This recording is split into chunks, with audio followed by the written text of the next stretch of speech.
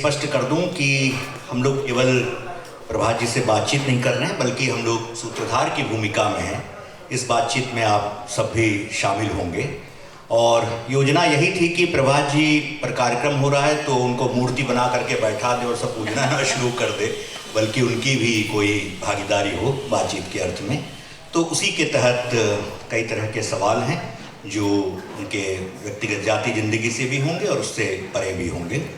हालांकि पिछले सत्र में जिस तरह से थोड़ी सी विचारोत्तेजक बहस हुई, बातचीत हुई, तो उसके कारण जैसे आचार्य जी कह रहे थे कि ईश्वर जी के उससे कि वो थोड़ा कंफ्यूज हो गए, वैसे ही ठीक है मेरी भी स्थिति है कि मैं भी उनके वक्तव्य से बहुत सारा कंफ्यूजन मेरे भीतर भी क्रिएट हुआ है।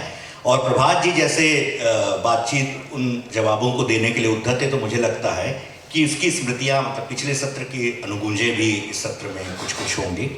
बहरहाल बात बिल्कुल शुरू से ही करते हैं। बहुत ट्रेडिशनल सा सवाल है कि प्रभात जी इस बिल्कुल छत्तीसगढ़ और उड़ीसा के सीमांत पर रहे और इसके बाद फिर वो सागर में शायद वहाँ से उन्होंने पीएचडी की और उसी के बीच कहीं उनके भीतर एक लेखक का जन्म भी हो रहा होगा।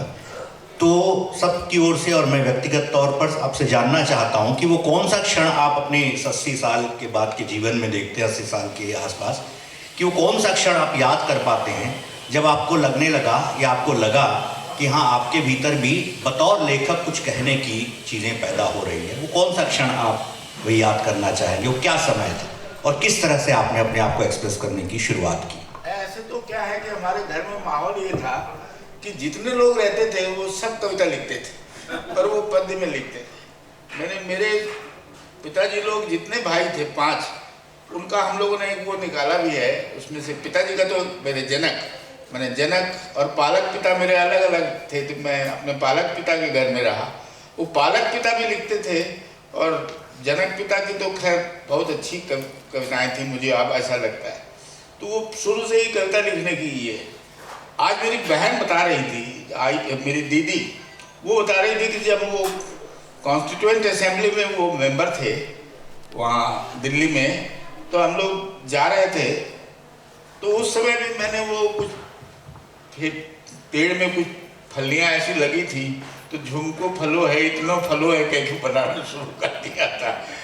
पर मतलब वो लिखने की इच्छा थी कि कुछ बनाया जाए कविता, वो बहुत बचपन से थी। तो वो उड़िया में आ रही थी या हिंदी में, क्योंकि आप उड़िया भाषी भी हैं?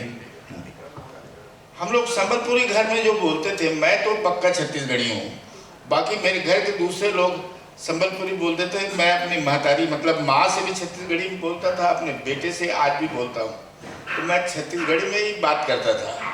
पर बाद में क्या हुआ कि बाकी जो बहनें थीं उनके साथ उड़िया में हो गया, कुछ लोगों के साथ हिंदी में हो गया, इस तरह से चलते। मगर हिंदी ही वो भाषा है जिसमें कुछ बनाने की सोचती, क्योंकि ये हमारे चारों भाई जो हैं ना, 5 ये पालक पिता को मिलाकर वो मतलब सब हिंदी में लिखते थे। तो इस कारण से पर मुझे ये लगता है कि ये वो पद्य में लिखी जाने वाली कविताएं थीं। और उस ज़माने में जैसा कि मैंने अभी बताया भी किसी बातचीत में, हाँ कोई प्रेस वाले थे उनमें या किसी को, मतलब जब ये छोटे रहे होंगे, ध्रुव, मैं बीए पास करके गया था, तब मैं भी कविता लिखना मैंने बाकायदे शुरू कर दिया था। और वो मतलब चीन के आक्रमण के खिलाफ काफ़ी मैंने हुंकार ललकार को सब भर के वो कविताएं हम पढ़ते थे उसमें। तो बीना में, खुरई में, सागर में, मतलब बेगमगंज में, कई जगहों में हम लोगों ने पढ़ा। ये इनके पिता हमारे साथ होते थे, वो बहुत ही अच्छा गाते थे वो, और बहुत अच्छी कविता लिखते थे वो। हमको उस समय मतलब हमने वो संकलन तो देखा नहीं जो इसने छपवाया है, बहुत ही अच्छी लगती थी उनकी कविता।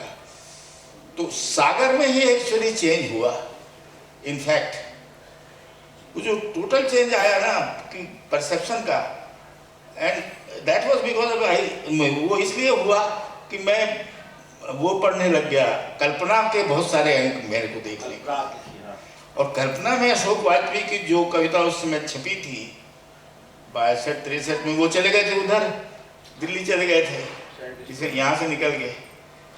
तो वो उस समय वो कविता मुझे आज भी अच्छी लगती है, उसकी वो कविता आसन्न प्रसवा माँ के लिए 3 गीत। तो उन कविताओं को कल्पना में पढ़ के और फिर मतलब उसमें प्रयाग शुक्ल जी की कविताओं से भी परिचय हुआ और उनके उस समय वहाँ के संपादकीय विभाग में थे। वो शायद 62-63 वर्ष वो टाइम ऐसा था कि मैंने वो छंद वाली कविता लगभग बंद कर दी। मेरा एक दोस्त आया हुआ है जिसको मेरी ही नहीं, मुझको जो कविताएं याद थी वो कविताएं अभी वो याद कर रहा था। हालांकि वो संस्मरण नहीं सुनाएगा, लेकिन वो याद दिला रहा था तो ये कविता बहुत सुनाता था। ये वो छंद की कविताएं थी। पर उसके बाद से मेरे को लगता है, तुमको याद होगा सुरेंद्र वर्मा और सत्येंद्र, सुरेंद्र वर्मा वहाँ थे। हाँ। तुम लोग छोटे थे, हालांकि 6-7 साल छोटे थे। 8 साल। सुरेंद्र वर्मा वहाँ थे जो नाटक वाटक लिखते थे। नहीं, उस समय तो उन्होंने कहानियाँ लिखी थी और उनकी कई कहानी छपी थी। उनके साथ जो बातचीत हुई उससे भी मुझे लगा कि मतलब बहुत ही अलग किस्म से उन्होंने मुझे बताया कि ये कविता जो है, तो ये कविता सुना दो अगर आप लोग कहें।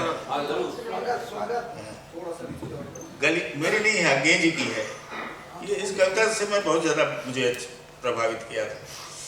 गलियारे से जाते जाते उस दिन लखभंगिमा तुम्हारी, यही लगा था मुझे खेत में छिटक रही हो बीज, किंतु जब लौटा देखा भटके डांगर रौंद गए हैं सभी क्यारियां।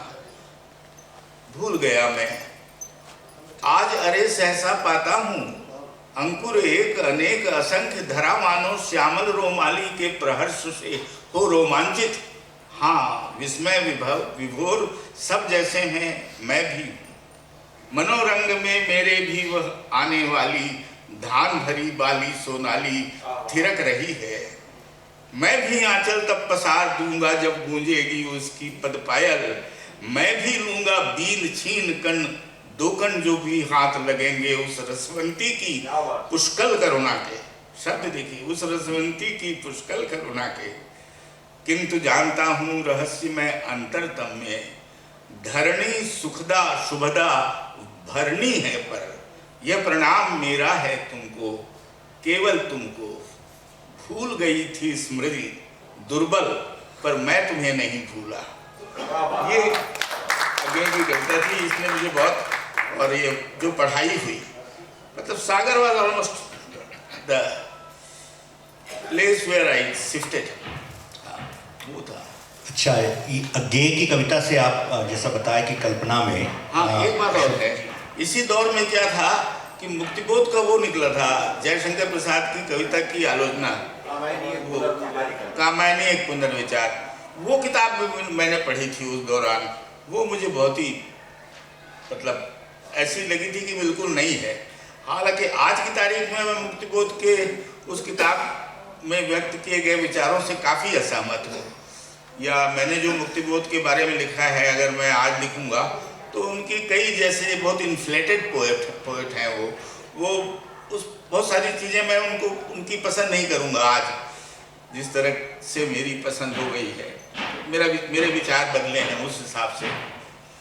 खैर, लेकिन ये दोनों बड़े कवि थे उस समय के, और मैंने दोनों को अपने एक लेख में, आलोचनात्मक लेख में याद किया है कि बाकी कविता जो है अभी भी मध्यवर्गीय है, लेकिन इन दोनों की कविता मध्यवर्गीय नहीं थी। ये उठती थी ऊपर और ब्रह्मांड तक फैलने की कोशिश करती थी। तो जब आप लिखना शुरू कर रहे थे 20-25 साल की उम्र में, और आप सी पार हैं, तो उस समय जो सोच रहे थे, जैसे आपने बताया भी, और आज जो सोच रहे हैं उसमें आप अंतर पा रहे हैं, तो किस तरह से आप उस समय को जब देखते हैं, पिछले जीवन को, मतलब पिछली उम्र को, और अभी जब देखते हैं तो उसमें क्या अंतर आप पाते हैं? अंतर तो खैर बहुत है, जैसे कुछ बुनियादी तौर पर जो अंतर है, मतलब उसको आचार्य जो है उसको ज़्यादा अच्छा बता पाएगा मगर बुनियादी तौर पर जो तात्विक अंतर आया है वो है टेक्नोलॉजी और साइंस के कारण। टेक्नोलॉजी और साइंस की जिस तरह की चीज़ें हम लोगों ने ग्रहण की, हम लोगों ने मतलब राष्ट्रगीत में भला कौन हुआ भारत भाग्य विधाता है, फटा सुतन न पहने जिसका गुनाह चरना गाता है। तो वो जो भारत भाग विधाता हैं, उत्तर दक्षिण से आते हैं, पूरब नंगे भूजे नर कंकाल, तो छुड़ाकर ढोल बजाकर जय जय कौन कराता है। कौन है वह जनगण मन अधिनायक वो महाबली, डरा हुआ मन बेमन जिसका बाजा रोज बजाता है।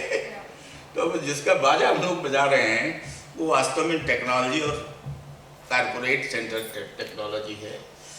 ये टेक्नोलॉजी की शुरुआत जब हुई तब जो वेस्टर्न कंट्रीज की जो पॉलिटिक्स जिस प्रकार की थी और जिस तरह से उस पॉलिटिक्स का विरोध भी हुआ एक वेस्टर्न कंट्रीज के अदर अनडेवलप्ड इलाके में, जिसको कि सोवियत रशिया और बाल्कन स्टेट्स के नाम से लोग जानते थे, ये वहाँ भी जो हुआ तो they accepted the same technology and the same way of production, उसी को उन्होंने लिया। तो जाहिर है कि हम लोग जो हमारे यहाँ जवाहरलाल नेहरू जी खासकर, वो उससे बहुत ही ज़्यादा चमत्कृत थे टेक्नोलॉजी और साइंस से। तो उन्होंने बिल्कुल ही इस तरफ शायद बावजूद इसके कि गांधी जी थे, इस तरफ बिल्कुल शायद उन्होंने ध्यान नहीं दिया, ऐसा मुझे अब लगता है। और जिसके कारण हम एक ऐसे विकास और ऐसी सभ्यता के ये में आ गए। इस कारण से मेरे विचार भी बदले, मेरे अंदर बहुत सारी चिंताएं भी पैदा हुई और मुझे ऐसा लगने लगा कि जैसे समाज जैसी कोई चीज़ जो है वो अब नहीं रह गई। मतलब वो अगर कहेंगे तो कई जगह से सिलाई करके, वो लौकला और मोफे कह के दो राइटर हैं, वो मैं उनकी वो किताब के नाम भूल रहा हूँ, उसमें उन्होंने लिखा है कि एक टेंजिबल इस चीज़ की तरह समाज की परिकल्पना अब संभव नहीं है। अब एक प्रकार से एटोमिस्टिक चीज़ें ही ज़्यादातर हो गई हैं। ऐसे है समाज, ऐसा नहीं समाज नहीं है, लेकिन मैं उस समाज का पार्ट नहीं रह गया शायद। ये सब चिंताएं जो आती रही तो उसने मेरे विचार बहुत बदले। अब राकेश कुछ पूछेगा, उसको भी पूछ ले। अरे पूछो नहीं, बातचीत करो। बातचीत ही सर, मतलब यह जो एक पोर्शन आपने बताया कि उस समय आपकी चेतना का विकास हो रहा था, नई चीज़ें आप पढ़ रहे थे, उस समय जो मित्रताएं बन रही थी आपकी मित्रताओं के किस्से आपने मुझे कुछ सुनाए हैं, अक्षय उपाध्याय से और जितेंद्र कुमार से। तो वह उन मित्रता के दायरे में क्या सोच रहे थे समाज के बारे में? एक अलग अलग तो नहीं, कुछ तो कॉमन रहा होगा, एक तरीके से सोचते होंगे आप लोग। देखो उस समय जो मित्रताओं का दौर चल रहा था वो बड़ा मज़ेदार था। मतलब वो सागर से निकलने के बाद एक तो मैं इधर आ गया उड़ीसा में, मतलब मध्य प्रदेश में मेरा इसलिए सिलेक्शन नहीं हुआ कि वो मेरी बहस लैंग्वेज के बारे में हो गई। और शिवमंगल सिंह सुमन के साथ जो बैठे थे चेयरमैन, उनसे ही हो गई। वो कहने लगे कि वो गांधी जी और नेहरू जी ये सब बोलते थे कि मैंने उर्दू मिश्रित भाषा जो है वो सबके समझ में आएगी, हिंदुस्तानी। मैं बोला कि भाई जो अन्य भारतीय भाषाएं हैं उनको तो संस्कृत मिश्रित भाषा ही ज़्यादा समझ में आएगी, उर्दू मिश्रित भाषा समझ में नहीं आएगी। मेरा ये उस समय ख्याल था, तो इस पर बहस हो गई, मैं निकाल दिया गया था। फिर मैं उधर चला गया, वहाँ मेरी सीताकांत महापात्र से मित्रता हुई। तो ऐसी ट्रांसलेशन के सिलसिले में वो राउकेला भी आया करते थे। और उस दौरान मतलब अक्षय उपाध्याय अर्थात नामक एक पत्रिका निकालते थे, ब्राउन पेपर में, उसमें भी उनसे मुलाकात, उनसे लिखना मैंने शुरू किया। और उसमें तो एक मज़ेदार बात ये हुई थी कि उसमें मैं आदित्य वर्मा और गौतम जोशी के नाम से लिखता था, रिव्यू करता था। तो उसमें राजेश जोशी, विष्णु खरे, ऐसे बहुत सारे लोग, मंगलेश डबराल, ऐसे बहुत से लोगों के बारे में लिखा। तो अशोक वाजपेयी ने, अच्छा इधर मैं अशोक वाजपेयी के साथ था, पूर्वग्रह हम लोग देख रहे थे, तमाम ही वो कर रहे थे उस दौरान। शुरू कर 73 की बात है ये, 68 से के बाद 68-67 तक तो ये यहीं था। अंबिकापुर में भी उससे वो उसमें मुलाकात होती थी, तो वो तय हुआ था कि ये करेंगे। तो अशोक वाजपेयी जो है उसने आदित्य वर्मा के नाम से कई चिट्ठी लिखी और केरा बच्चे उपाध्याय उसको भेजता था। फिर एक दिन जैसे अशोक के साथ बैठा हुआ था तो मैंने मेरे से बोल रहे है कौन यार आदित्य वर्मा, ये अर्थात में लिखता है। तो मैंने उससे कहा कि मैं ही लिख रहा हूँ अशोक, मैं थोड़ा बदल दिया हूँ। तो कहते बताते नहीं हो तो मैं काम परेशान हो रहा हूँ। तो ये उस समय की मित्रता में वो थे, प्रयाग जी थे। हालांकि उनसे मुलाकात बहुत कम हुई थी, 1 या 2 बार, पर उनका नया पहला संकलन निकल गया था कविता संभव। प्रयाग मेरे को तब भी प्रिय कवि थे। और आज नंद किशोर याद नहीं कर पा रहा था, 80 IA में जब हम लोग मिले थे तो पहली बार, तो प्रयाग जी साथ थे और वो पॉलिटिक्स का कोई चीज़ समझ नहीं पा रहे, वो स्टेट कर्तृत्व का कोई चीज़ समझ नहीं। तो मैं स्टेट का जिक्र कर रहा हूँगा किसी आमने शब्दावली, मतलब तुमने कहा था वो स्टेट किस तरह से टेरर करता है इसका जिक्र हो रहा था। वह वो उसके बाद मुलाकात नंद किशोर से ही हुई थी। पर उस समय उस समय तक वो ये स्थिति आ गई थी कि ये जो मार्क्सवाद और गैर मार्क्सवाद और सामाजिकता के लिए मार्क्सवाद जरूरी है या ये जरूरी है, समझ में आ गया था। और ये भी समझ में आ गया था कि मार्क्सवाद जो है, जैसे अब श्रीकांत जी ने एक लेख लिखा था पूर्वग्रह में, एक नहीं 12 पार्टियां हैं कम्युनिस्टों की हिंदुस्तान में, आप किसको मार्क्सवादी कहेंगे? आज आप देखिए कि मार्क्सवाद के ऊपर जो अच्छी किताबें हैं उनकी संख्या 1000 से भी ज्यादा होगी। अब उसमें कौन सा मार्क्सवादी है? आप किसको कहेंगे कि मार्क्सवादी है? कानून ने अपनी किताब रिबेल में लिखा था कि marks Lenin institute, marks angles institute जो मार्क्स की किताबें छापता था, उसे इसलिए बंद कर दिया गया रशिया में कम्युनिस्टों के शासन के टाइम में, इसलिए बंद क्योंकि वो किताबें गैर मार्क्सवादी पाई गई, मार्क्स की किताबें। अब आप सोच लीजिए कि क्या हालत रही होगी। मतलब सत्ता पे जो आसीन थे, यानी जो ब्यूरोक्रेसी और कॉर्पोरेट टेक्नोलॉजी को पूरी तरह से एक्सेप्ट कर चुके थे, उनके सामने इसके सिवा और कोई चारा नहीं था। और आप तो आज तो वो ये तक कह रहे, समीर अमीन जैसे आदमी कहते हैं कि मार्केट सोशलिज्म होगा अगर होगा तो। अब समीर अमीन एक बहुत बड़े चिंतक हैं मार्क्सवादियों में। तो अब ये सब मतलब मैं इसकी बहुत गहराई में जाता नहीं था। मेरी समझ में ये आ गया था कि इससे कुछ होना देना नहीं है कि कोई मार्क्सवादी है इसलिए वो बहुत बड़ा सामाजिक हो जाएगा, ऐसा कोई मामला नहीं। ये भी तो है ना कि कोई गैर मार्क्सवादी नहीं है तो वो भी बड़ा समाज चिंतक हो जाएगा। नहीं, ऐसा तो बिल्कुल सत्य है, बिल्कुल उसमें कोई शक ही नहीं। लेकिन मुझे लगता है कि जो मार्क्सवादी नहीं है तो अपनी उदारता के बावजूद सबसे ज्यादा उनका जो अटैकिंग का एरिया रहता है आक्रमण का, वो ना भी प्रसंग हो तो उस प्रसंग में मार्क्सवाद पर आक्रमण करना शुरू कर देते हैं। तो क्या आप अपने आप को इस जगह में नहीं पाते हैं?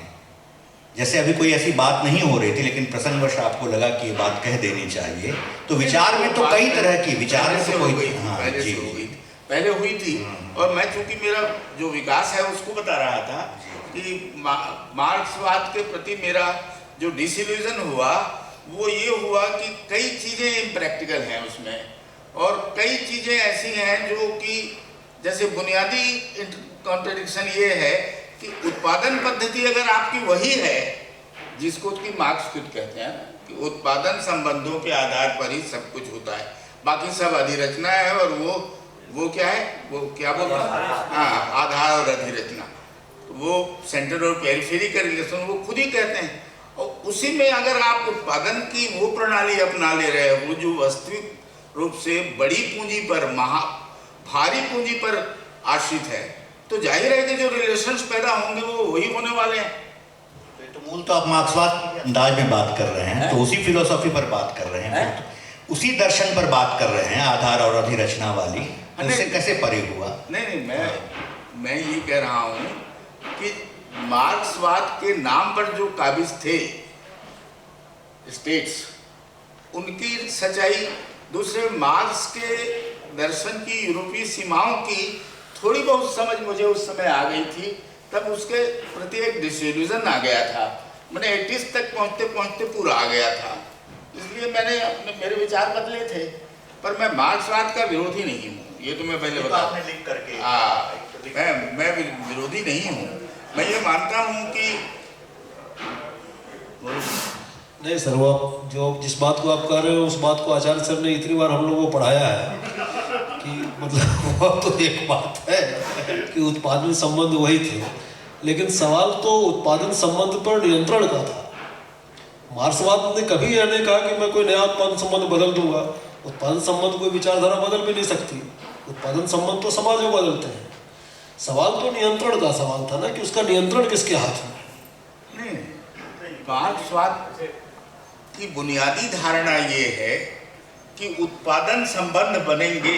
उत्पादन संबंध पे आप कैसे, पूरी दुनिया के संबंध पे आप कैसे नियंत्रण रखो। आप राज्य पर, आप राज्यवाद की बात कर रहे हो, स्टेट, जिसको कि मार्क्सवादी लोगों ने ही कहा कि ये स्टेट कैपिटलिज्म है।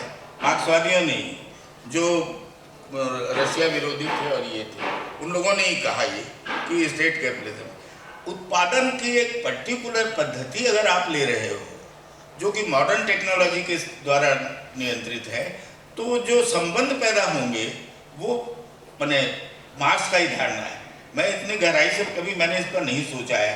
तो वो जो धारणा, तुम हाँ बात कर सकते हो। हाँ, आप अभी कह रहे थे कि मैं मार्क्सवाद विरोधी नहीं हूँ, मैं मार्क्सवादी। हाँ, तो वो क्या संदर्भ या वो क्या अर्थ है जिसमें आप इस बात को कहना चाह रहे हैं कि आप। हाँ, ये जो राकेश ने अभी कहा कि ये बात हमको कई दफ़ा समझाई जा चुकी है, मैंने इस पर कई दफ़ा लिखा है। और मेरी ये मतलब मेरा जो ऑब्जेक्शन था वो ये था, जब ये कोलैप्स हुआ सोवियत संघ का, उससे कुछ अर्सा पहले मैंने 2-3 छोटे लेख इस बारे में लिखे थे। और उसके बाद में जब कोलैप्स हो गया तो गणेश मंत्री उन दिनों में धर्मयुग निकालते थे, तो एक अंक उन्होंने पूरा निकाला था इस पर कोलैप्स पर। तब मुझे उन्होंने कहा कि तुमने पहले भी लिखा है, अब तुम दोबारा से इसको विश्लेषण करो। तो मेरा उस पर शीर्षक था उस लेख का, बिगिनिंग वाज माय एंड। ये जो बात तुम कह रहे हो वो नियंत्रण का सवाल नहीं है। नियंत्रण भी उत्पादन संबंधों से बनते हैं मार्क्स के हिसाब से। बेसिक चीज है उत्पादन शक्तियाँ, जिसको हम means and tools of production सामान्य भाषा में कहते हैं। उत्पादन शक्तियों में परिवर्तन होता है, उससे उत्पादन संबंध बनते हैं। और वो उत्पादन संबंध फिर पूरी सामाजिक संरचना का आधार, सामाजिक, आर्थिक, सांस्कृतिक जो भी आप कहते हैं, वो एक अधिरचना उस पर खड़ी होती है। अब हुआ ये कि वो आपको अगर चेंज करना था तो उत्पादन शक्तियों में करना था, उससे उत्पादन संबंध पर बदलते। और बदलते नहीं बदलते या करते नहीं करते अलग बात है, लेकिन उसके लिए सैद्धांतिक आधार ही जरूरी था। उसके बजाय उन्होंने उन्हीं उत्पादन शक्तियों को अपने समाज के विकास का आधार बनाना चाहा, सभी मार्क्सिस्ट कंट्रीज ने, जिन उत्पादन शक्तियों के आधार पर पूंजीवादी उत्पादन संबंध बने थे। और पूंजीवादी उत्पादन संबंध में राज्य बहुत इंपॉर्टेंट है। वो चाहे अपने को डेमोक्रेटिक कहते ही है कि हम लोग डेमोक्रेसी, तो राज्य बहुत इंपॉर्टेंट है।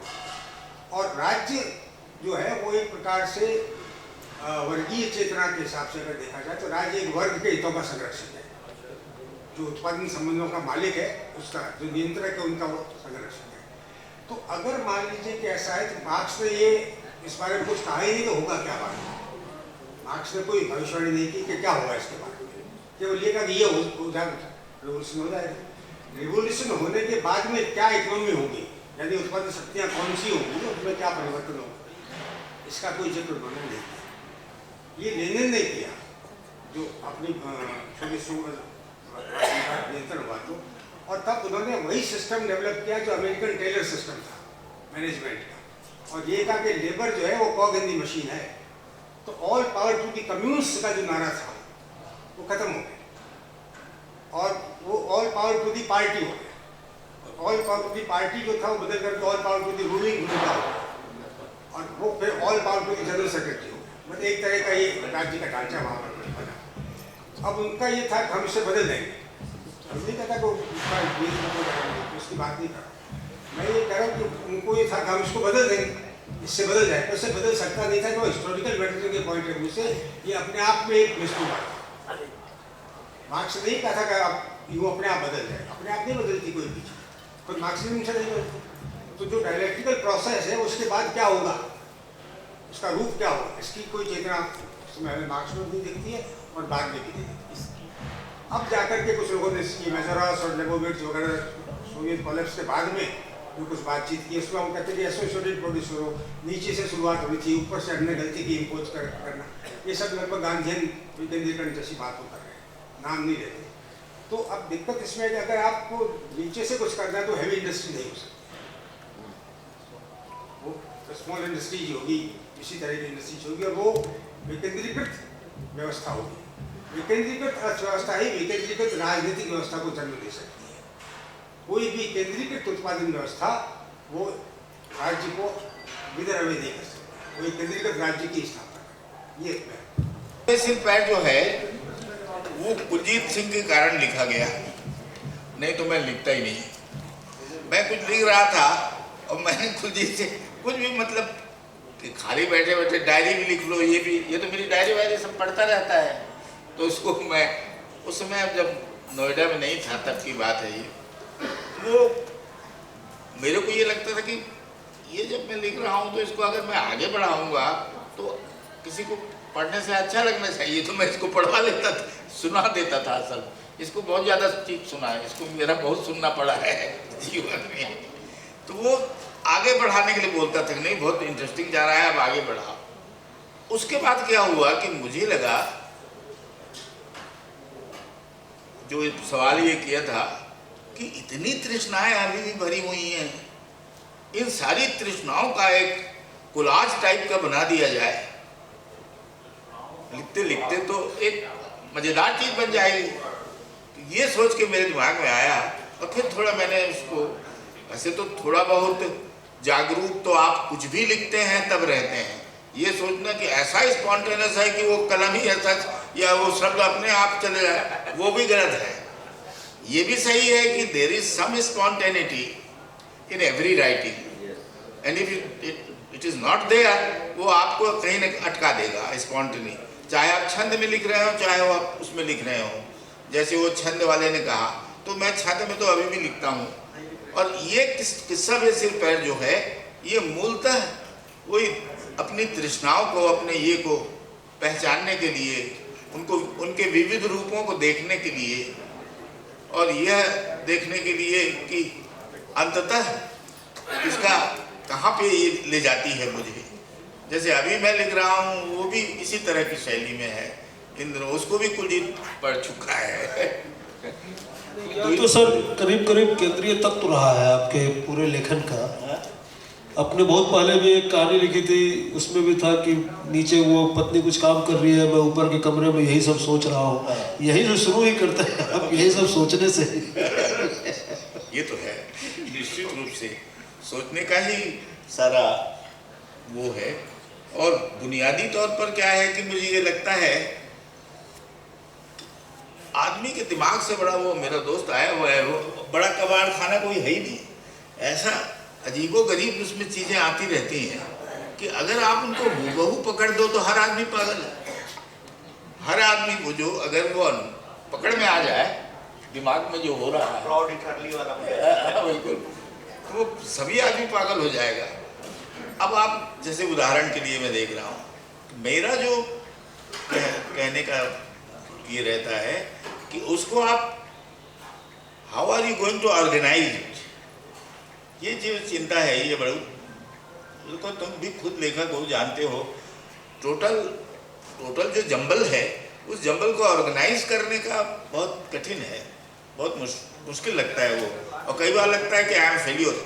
नहीं, वो उपन्यास तो सर शानदार है, क्योंकि आपने जिस तरीके से, जो मैंने पत्र भी लिखा था आपको, उसको पढ़ करके जो पहली फीलिंग आती है, इसके बारे में सर भी कह रहे थे सुबह कि वह दरअसल एक बेसिर पैर समाज की कहानी है, लेकिन उसमें बहुत सिस्टमेटिक भी आपने बहुत उसको तरीके से लिखा है। खासकर वह एक छोटे कस्बे के बहाने पूरे भारतीय निम्न मध्य वर्ग के कोलाज जिसको कहते हैं, इसमें एक ऐसा दिमाग है जो कि जिस उम्र में उसको वह सब नहीं सोचना चाहिए वह सब सोच रहा है, जिसको वो सब नहीं करना चाहिए वो सब कर रहा है, वो सब कुछ एक ऐसा विवरण आया है उसमें। अब जैसे उसमें एक व्यक्ति है जो कहता है कि वह जो है अच्छा हुआ तुम्हारा ये प्रश्न, उसके पास 5 भूत है, मेरे पास तीन ही ये है। उत्तर बहुत अच्छा, प्रश्न बहुत अच्छा हुआ, क्योंकि एक अधूरा प्रश्न ये रह गया था। ये देखो, ये जो चीज है, मैंने जितना मार्क्स को पढ़ा था, पहले कम्युनिस्ट मैनिफेस्टो को पढ़ा था और लोहिया को पढ़ा था, मार्क्स, गांधी और वो सब, ये जो पढ़ी हुई चीजें हैं, ये इस अनुभव के ऑर्गेनाइजेशन में डायरेक्ट वो घुस नहीं रही है उसमें, लेकिन उस अनुभव को मैं दूसरा मैं इसको किस तरह ऑर्गेनाइज करूं कि वो ओवर, जिसको कहते हैं ना, इन्फ्लेट ना हो जाए, फूल मच जाए, उससे बचकर इस चीज ने, ये जो मार्क्स के साथ जो मेरा जुड़ाव था, लोहिया के साथ जो मेरा जुड़ाव था, इन सब चीजों ने इस चीज को समझने की ये दी कि यह चीज आत्मगत हो, आत्मकथन, निरपेक्ष आत्मकथन होकर मत रह जाए, बल्कि इसमें कुछ तो ऐसा हो कि जिसको लोग शेयर करें। और जैसा कि नंदकिशोर हमेशा कहता है कि सृजनात्मकता जो है वो संबंधात्मकता का विस्तार करती है, संबंध बनाती है, वो वास्तविक सृजनात्मकता वही है। तो वो उस चीज तक पहुंच सके, और इसलिए मैंने कहा था कि मैं मार्क्सवाद विरोधी नहीं हूँ, क्योंकि उससे मुझे बहुत कुछ मिला है, लेकिन जिस रूप में हिंदी में वो है वो मुझे जमता नहीं है। वो ठीक है, बातचीत को कहीं खत्म होना है, इसलिए इसको खत्म कर रहे हैं।